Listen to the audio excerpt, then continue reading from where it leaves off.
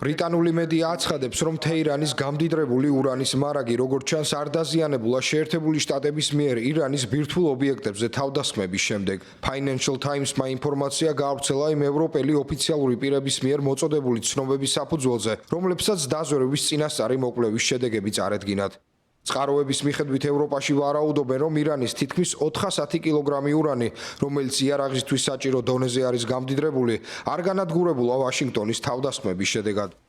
ფორდო ირანის ყველაზე მეტად დაცული ბირთვული ობიექტია, რომელიც მთის კალთის დაახლოებით 100 მეტრის სიღრმეზე მდებარეობს და როგორც ვარაუდობენ, სწორედ აქ არის ირანის ურანის საცავი.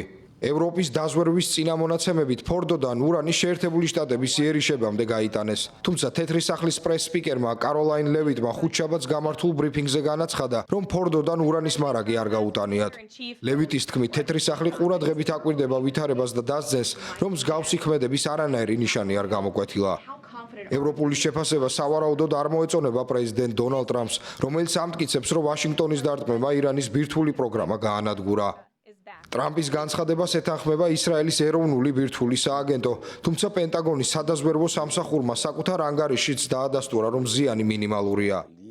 ტელევიზიით მიმართვისას ირანის სულიერმა ლიდერმა აიათოლა ალი ხამენეიმ ტრამპის განცხადებებს არ მიანიჭა მნიშვნელობა და აღნიშნა, რომ მისი შეფასება გაზვიადებულია.